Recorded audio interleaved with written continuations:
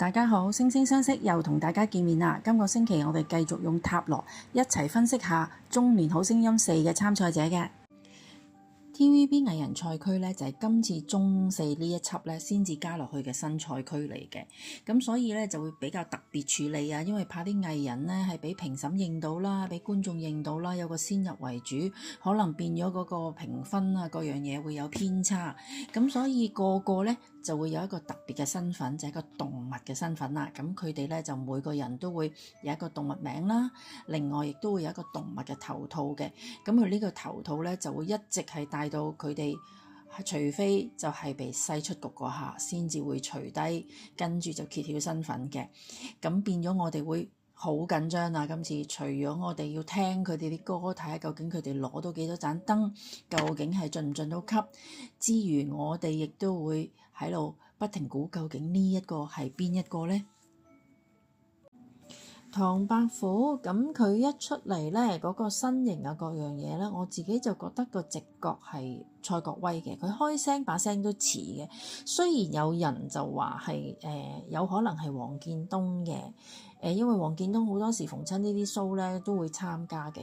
咁但係如果你話呢一個唐伯虎呢，我又覺得把聲嗰度會比較接近啊蔡國威多啲，尤其是有評審話佢似李國祥。咁其實我覺得佢真係比較似李國祥嗰個 mood 多啲嘅把聲啊，或者嗰個狀態咁樣，係啦。咁啊，黃建東就跳脫啲，同埋把聲似乎就會比佢響少少咯，我覺得係啦。咁塔羅牌咧，我就幫佢抽咗係錢幣2同埋死神嘅。如果睇翻呢兩張牌咧，我就會覺得佢嚟緊嗰個表現個水準啊，或者嗰個可能穩定性唔係咁高。會可能時高時低啊，即係某程度上可能佢狀態或者緊張啊，或者係要好睇翻嗰日究竟可能譬如嗰個賽制當其時咧，因為你知嚟緊嗰個賽制嘅變化可能會唔同啊，可能譬如幾人戰啊，定係導師戰啊，定係點樣樣啦。咁所以可能佢嗰個每一次嗰個狀態個表現都會比較飄忽少少，唔夠穩定，咁會有機會影響到當要去篩人嘅時候。即係睇下你見到譬如嗰個死神牌就知啦嚇，有幾個啊，睇下你究竟係直頭係瞓喺度死嗰個啦，臨死邊緣啦，定係仲可以有問邊有機會係即係仲有一線生機咁樣樣咧，係啦。咁所以佢都會係比較後決啲，會係比較危險風險大啲嗰一批咁樣樣咯。貓女郎好多人事前呢就話係劉佩玥或者胡定欣嘅，咁就話事後啦。咁如果睇翻尋日嗰一集播出嚟呢，聽啲聲線呢，其實兩個都有啲似嘅，某部分就聽落去似係劉佩玥把聲，某部分呢就似係阿胡定欣把聲嘅，即係聽幾似係佢平時唱啲主題曲啊插曲嗰啲咁嘅聲嘅，係啦。咁但係喺未有太多嘢可以確實究竟係邊一個嘅情況下呢，咁我而家唯有就用貓女郎嘅身份咁樣去抽塔羅先啦。咁就分別係抽咗錢幣10同埋權杖國王嘅。咁如果咁樣睇呢，我就會覺得貓女郎應該有機會係結咗婚嘅。而佢喺呢一個演藝事業，可能拍劇又好咩都好啦，或者喺呢一行啦，已經係做咗一段時間。而佢嘅成績亦都幾理想幾好嘅，係啦。只不過呢，就佢係會想再去發掘更加多機會，可能喺更加多唔同嘅方向有機會發展到，可以攞到更加多好嘅成績嘅。因為其實佢都會係一個幾有自信啦，幾有動力嘅人嚟嘅，係啦，即係都好想可以做到更多更加好，追求會更加多咁樣樣嘅。咁而喺呢一個情況下咁睇法呢，就似乎佢係幾似阿胡定欣喎，係啦，因為佢最近結咗婚啊嘛，咁佢又事後好似有啲個方向指咗係佢，咁至於係唔係呢？就之後慢慢我哋睇下。跟住就係白羊君啦，咁有啲人呢，之前就話呢一個係陳展鵬嘅，咁但係其實第一聽把聲我就覺得唔似陳展鵬啦，咁二嚟呢，佢係有啲口音嘅，咁陳展鵬都冇口音啦，再者佢喺自我介紹嘅時候有講話自己改白羊君係因為佢屬羊嘅，咁陳展鵬呢，就我睇過唔係屬羊嘅，咁反而另一個其實佢一開始講嘢唱歌有少少口音嘅時候，我已經飄咗一個人出嚟啦，呢個就係姚兵，咁我睇翻佢嗰個呢，佢係屬羊喎，咁所以我覺得應該係佢嘅機會好大啦。咁我就幫佢抽咗呢一個係愚者同埋係寶劍九嘅塔羅牌嘅。咁睇翻個情況啦，佢本身自己好有自信心，佢都好敢於去挑戰嘅，好有冒險精神㗎。其實佢好想自己有一啲新嘅突破、新嘅開始咁樣嘅，即係可以好肯去衝出自己嘅舒適圈，去嘗試去揾更加多唔同嘅嘢去挑戰啊，去冒險下，會唔會有另一個更好嘅新嘅開始俾自己呢？咁樣佢去敢於去嘗試嘅，佢係啦。咁但係去到你話，究竟佢呢個嘗試得唔得呢？咁如果睇翻兩張牌嚟講呢，可能佢嗰個行落去未必 OK，有可能係嗰個戰況嚟講，佢可能會係被打敗嘅一個，所以變咗你見到寶劍九第二張嗰個揞面就有些少可能未如理想啦。白眉鷹王。有人呢就傳係話莫家鑑嘅，如果你話睇尋日嗰集嚟講呢，事實上白眉鷹王係比較難估嘅，因為佢聽落去睇落去，你係唔似係話成日熟口熟面出嚟頭嗰一陣嘅一二線嘅男藝人嘅，咁變咗就唯有係掃一啲呢，好似佢係有參加過比賽嘅喎，不過就唔上唔落嗰啲咁樣呢，咁佢係一個選擇嚟嘅。一個疑似人物啦，咁睇翻佢背景，佢有參加過比賽啦，咁所以都似似地嘅。如果咁樣對翻落去聽，再聽翻佢唱歌呢，係幾似嘅。不過我哋未肯定係咪佢之前呢，咁我哋照用塔羅係針對白眉鷹王去抽咗先嘅。咁就係命運之輪同埋錢幣皇后嘅。咁當抽咗之後，我又覺得好似係真係佢喎。譬如好似命運之輪咁，我覺得幾切合佢個情況喎。因為其實譬如佢自己而家好似我頭先講啦，佢係唔上唔落，好似棘咗喺個瓶頸位咁樣樣啦。但係其實佢牽涉嘅範疇佢都多㗎喎。譬如佢有做主持啦、司儀啊、參加綜藝啊，咁另外亦都有喺某啲劇係間唔中會見下佢啊咁樣樣啦。咁而家譬如你話唱歌啦，咁我相信佢其實佢如果佢出去做得主持，佢應該都有登台啊嗰啲出下 show 嗰啲咁樣樣嘅。咁而家譬如嚟到參加中四啦，咁我相信其實佢都係雖然佢譬如一路咁耐啦，佢係喺可能唔上唔落，但係因為佢牽涉嘅範疇都多嘅，咁佢可能都有好多唔同嘅機會啦。其實佢都好樂於佢現時擁有呢一個嘅，係啦，都覺得滿足嘅。不過就可能佢自己咁巧而家有呢個中四啦。都想嚟睇下喺呢一方面有冇個機會可以突破到，再揾多啲錢呢？係啦，希望有更上一層樓之餘，亦都可以更加多揾錢嘅機會。678咁好多人呢都估佢係許文軒嘅，咁因為其實上年中一、中二、中三啦，許文軒都係主持啦，咁但係今年呢，佢就冇佢份喎，咁而有呢個 TVB 藝人賽區喎，咁而佢以前係參加過比賽嘅，咁所以呢，就好多人都覺得佢一定係嚟咗呢一個比賽去玩，所以就冇做主持啦。咁變咗，如果喺10個人當中去揾出佢呢，咁678呢，相對地係比較似佢嘅，係啦。咁我都覺得應該會係佢嘅機會頗大嘅678嚟講。咁如果針對678呢，我抽咗嘅塔羅呢，就係權杖6同埋寶劍7嘅。咁如果套翻落呢一度嚟講啦，就會覺得其實佢本身呢，喺現有佢自己嗰個工作範圍啦，嗰個裏面咧，佢自己係已經做一段時間，亦都係有一定嘅成績，係俾其他人啊覺得係認同啦，得到一啲支持嘅。咁只不過咧，其實佢自己可能仲有心願啦，或者佢自己自信，其實佢都仲有一啲其他唔同嘅範疇，其實佢可以有發揮嘅，佢冇放棄過呢一啲範疇嘅。咁例如譬如而家佢可能就係希望係可能鍾意唱歌嘅，好想趁而家呢個中四有機會再可以執返起支咪，而可以唱到一首好歌，有更好嘅方向，會唔會喺呢一方面仲可以係實現返佢自己可能之前一個理想，有機會再可以再繼續唱歌呢？咁樣啦。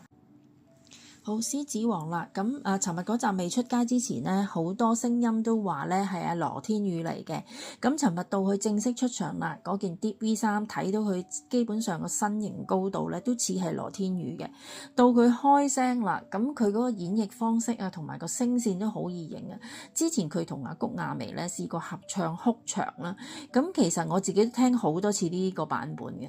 佢尋日嗰個演繹方式係完全係認得到係佢嚟㗎啦。跟住到佢同阿車婉婉傾偈嘅時候，講嘢啲口吻都完全係佢本人啦。咁所以變咗都冇得㗎啦。呢個都唔使點估啦，9成9最易認係佢㗎啦，10個之中。好，咁就同佢抽咗2張塔羅牌啦。咁分別就係權杖侍者同埋權杖6嘅。咁會反映啲咩呢？我覺得佢譬如而家嚟緊啦，佢自己拍劇啊，喺嗰方面已經叫做咁多年啦。而家呢一個咧，將會係佢個新嘅開始啦。向另一個方向去嘗試去發展啦。咁而喺呢個方向嚟講咧，佢都會有好有興趣、好有自信咁樣一步一步咁樣成長中嘅。咁嚟緊，譬如佢導師賽嘅時候，咁可能佢即係再有導師再去幫佢去build up 佢唱歌呢方面啊，各樣嘢。咁我相信佢喺呢方面嘅發展會陸陸續續會好咯。會圈到粉嘅，因為你睇翻權杖6嗰個意，即係嗰個圖嘅意象咧，就係好似凱旋歸來，下面有好多支持者喺下面同佢吶喊啊，歡迎你啊嗰啲咁樣嘢啦。咁所以變咗，我覺得尤其是你中四嚟講咧，你本身係會一路所有嘅觀眾睇住佢一集一集咁樣，佢嘅表現啊，佢嘅成長啊，變化啊，或者佢嗰個多變性啦。因為佢之前譬如可能拍劇嗰個變化唔係太大，好似跳唔到個框框，但係可能佢就係喺今次中四呢個機會嘅時候，反而可能令到佢可能俾到另外一面唔同人睇，咁變咗可能佢嘅粉絲團可能會喺呢方面而慢慢嘈咗，嗰個成績應該都會幾好嘅。企鵝人啊，成集嚟講呢，最好聽就係佢呢一首，所以佢都攞咗5燈嘅。咁好多人都估啦，究竟係張振朗定係周志康？係啦，真係唔知。望落去個形態其實幾似啊張振朗㗎，某啲聲咧係幾似張振朗嘅。咁不過咧就好多人話係周志康嚟嘅，話因為佢之前啱啱早一排先至喺個東華嗰度就唱過歌，同埋一向佢以前都係巨聲幫啊。咁某程度上佢嘅唱歌嗰個應該個功力咧係會高過阿張振朗嘅。咁就暫時都未知道究竟係邊一個啦，應該係佢2個其中之一個啦。咁喺呢一度咧，我就用企鵝人照做咗個塔羅啦，就抽咗咧係戰車同埋權杖7嘅。咁如果2張都係7號牌咧，好明顯其實都會係代表咗佢哋嗰個作戰狀態係好想更上一層樓嘅。因為譬如你塔羅牌有10張，咁你5就係中間，通常你6就係已經係邁前咗中間位，係上咗一級㗎啦。跟住覺得未夠，我想再更上一層樓，因為10係圓，即係最圓滿嘅，係啦，我想再進一級嘅。咁佢7號就係再好奮鬥啊，作戰狀態咁樣嘅。咁所以譬如戰車就係啦，而戰車正正就係佢即係着晒盔甲，好有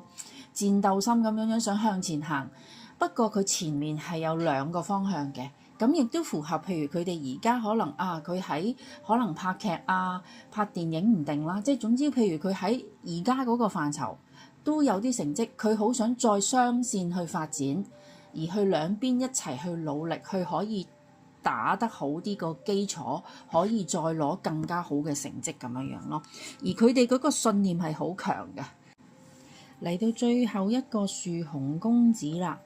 咁呢一個呢，我就會覺得幾似黃建東嘅。好多人都話，因為應該黃建東係會參加嘅。咁如果譬如你話10個裡面呢，呢個係最大機會嘅。不過如果你話套翻落去，除咗黃建東呢，我反而就係冒起咗另外仲有一個人選喎，就係許晉豪啊。之前係呢個天堂鳥嘅其中一個歌手。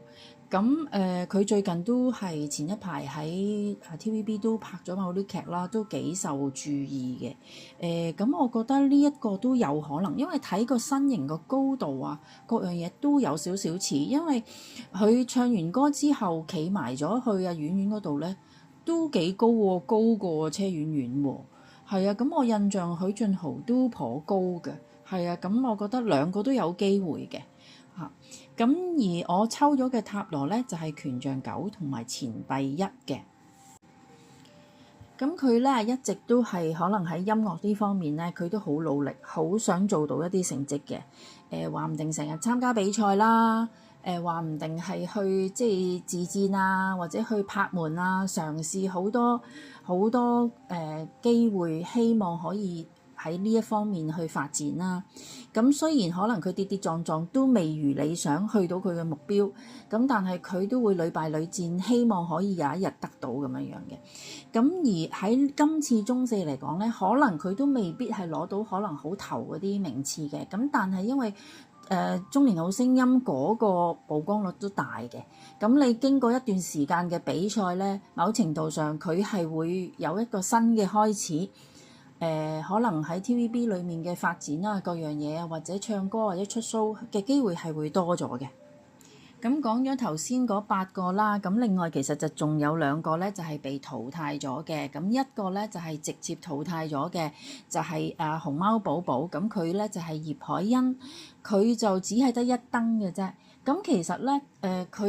一淘汰咗嘅時候咧，就有播翻佢之前海選嗰啲片啊。咁聽到佢當時唱又真係幾好嘅喎嚇，不過真係可能即係職場嗰個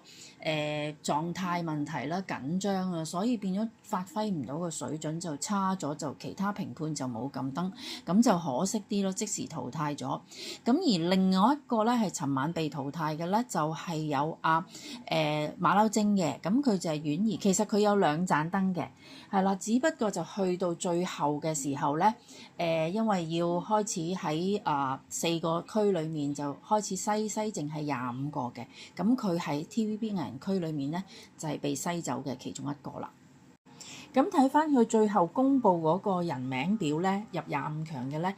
，4燈嘅咧就全部都係正常係晉級嘅。咁但係咧3燈同2燈嘅咧，就係某部分係晉級，某部分咧就係淘汰咗嘅。咁而家咧新馬嚟講咧就有5個係晉咗級，而美加澳就多少少有7個嘅，大灣區就5個嘅。咁而 TVB 藝人區就最多啦，有8個。好啦，25強名單一出咗嚟咧，咁我就對比翻之前我幫佢哋唔同參賽者做嘅塔羅占卜啦。咁睇翻好幾個咧，之前有提過佢哋有淘汰危機咧，咁而家事實上真係就冇得留低啦。今集星聲相析同大家傾到呢一度啦，咁走之前提一提大家，如果未訂閱嘅記得訂閱撳鐘仔，咁希望大家多啲支持啦，讚好啦，留言啦，分享啦，咁下次再見，拜拜。